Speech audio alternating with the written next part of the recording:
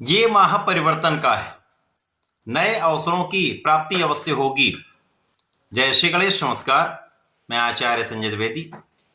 मेरे समस्त प्रबुद्ध दर्शकों का मेरे चैनल पे हार्दिक स्वागत है।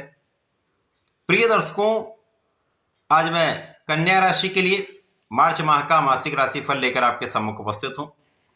मार्च माह में जो ग्रहों की स्थितियां बन रही हैं तथा इस माह में जो परिवर्तन होंगे वो आपके लिए कितने उपयोगी हैं, कितना इनका लाभ आपको प्राप्त होगा अथवा कहीं पर कोई अवरोध या समस्या तो उसका क्या निराकरण है, संपूर्ण विश्लेषण मैं पूर्ण तर्क के साथ करने जा रहा हूं।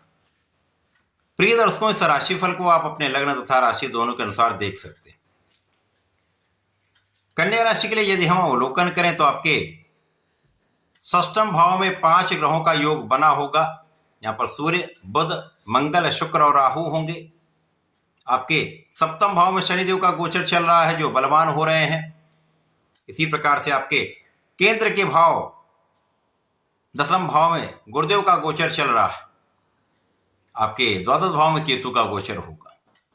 2 मार्च को शुक्राचार्य राशि परिवर्तन करेंगे, षष्ठम भाव से सप्तम भाव में जाएंगे जहां पर ये अपनी उच्च राशि में पहुंच जाएंगे, महाबलवान हो जाएंगे और शनि के साथ इनका महायोग बनेगा। 14 मार्च को सूर्य का राशि परिवर्तन भी आपके षष्ठम भाव से सप्तम भाव में हो जाएगा। अब यहां पर सप्तम भाव में सूर्य जाकर केंद्र के बल को प्राप्त करेंगे। त्रिग्रही योग का पूर्ण प्रभाव आपके लग्न पर होगा।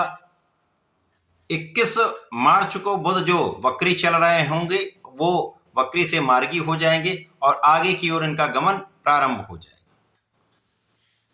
26 मार्च को शुक्राचार्य का पुनः परिवर्तन होगा तथा ये सप्तम भाव से अष्टम भाव में पहुंच जाएंगे। यहां पर कुछ निर्बल अवस्थे हो जाएंगे, परंतु इस माह में जो ग्रहों की स्थितियां हैं उसमें जो परिवर्तन वो आपके लिए अत्यंत महत्वपूर्ण है।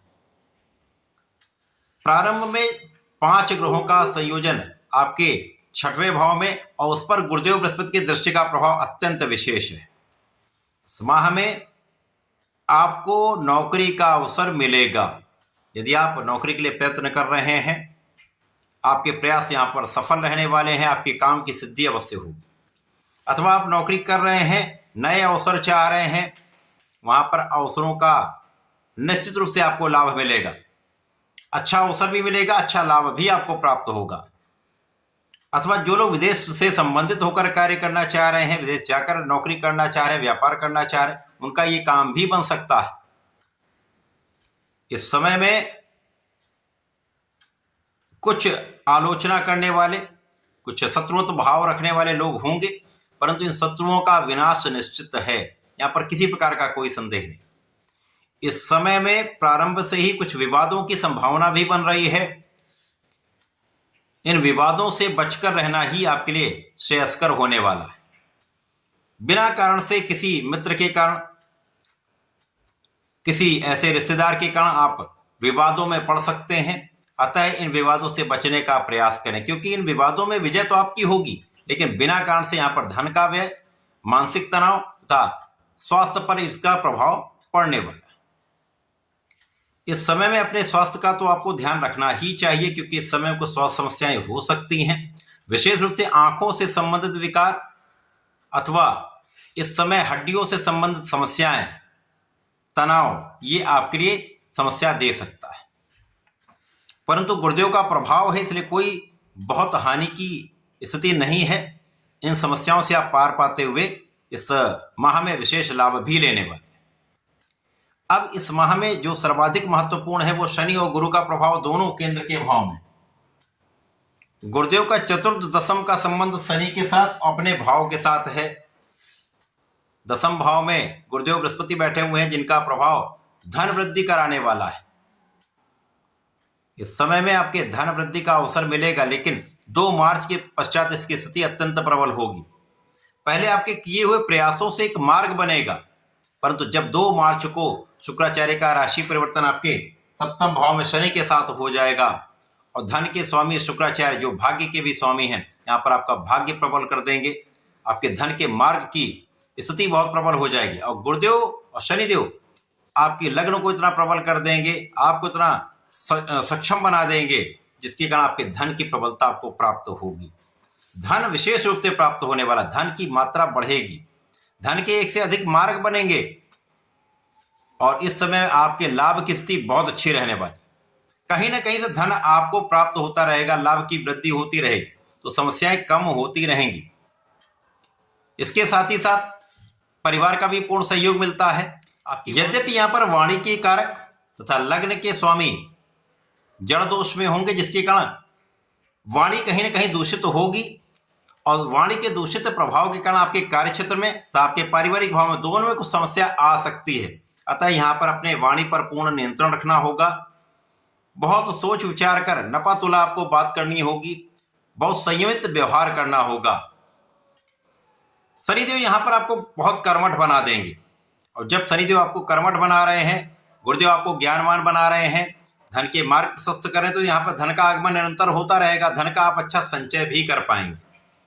और जब सूर्यदेव आपके सप्तम भाव में पहुंच जाएंगे तो आपकी नेतृत्व की क्षमता बहुत प्रबल हो जाएगी।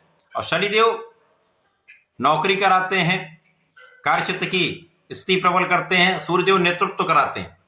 तो नेतृत्व का गुण जब प्रबल होता तो आपके निर्णय बहुत अच्छे होते हैं।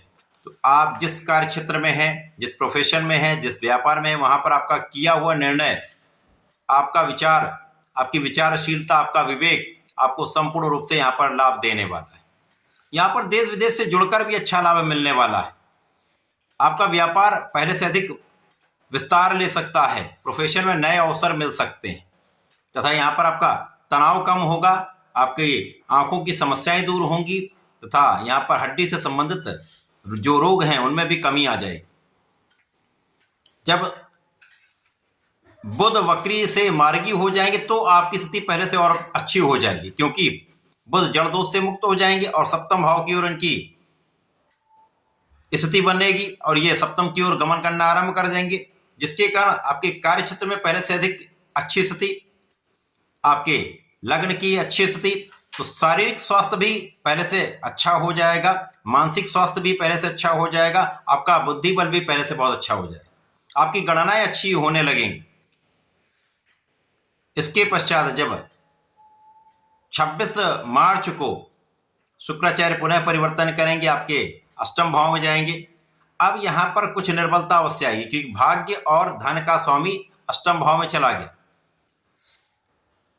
अब यहां पर क्या होगा, ये दोनों भाव की जो स्थिति है वो पहले से निर्बल हो जाए, तो यहां पर भाग्य का उतना साथ नहीं मिल पाता है जितना अभी तक आपको लाभ मिल रहा था, परंतु अचानक धन लाभ की स्थिति बनेगी। वो धन लाभ आपको होता रहेगा, लेकिन कहीं ना कहीं से वो प्रभाव जो धन का भी प्राप्त होना आपको आरंभ हुआ था उसमें कुछ कमी आ सकती है। परिवार के मध्य में भी कुछ सामंजस्य में कमी आ सकती है, परिवार का भी उतना सहयोग नहीं मिल पाता। तो यहां पर आपको अपने मन को, अपने विचार को बहुत संतुलित रखना होगा और धैर्य से इस समय का सामना करना होगा।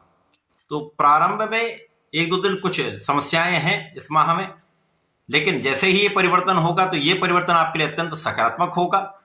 उसके पश्चात कुछ उतार चढ़ाव माह के अंत में हो सकता है, लेकिन वो बहुत बड़ी समस्या नहीं है, क्योंकि शनि, सूर्य और गुरु की स्थिति अत्यंत प्रबल है, जिसके कारण बहुत सारी समस्याओं का निराकरण यहाँ पर निश्चित रूप से होगा। इस माह में आपको गणपति महाराज की आराधना तो करनी ही है। ओम गंग गणपते नमः का जप करें, शंकरनाशन गणेशोत्तम का पाठ करें तथा यदि इस समय में विष्णु सहस्रनाम का प्रत्येक शुक्रवार को आप पाठ करते हैं तो विशेष लाभ आपको प्राप्त होंगे। इस समय का सदुपयोग आप कर पाएंगे।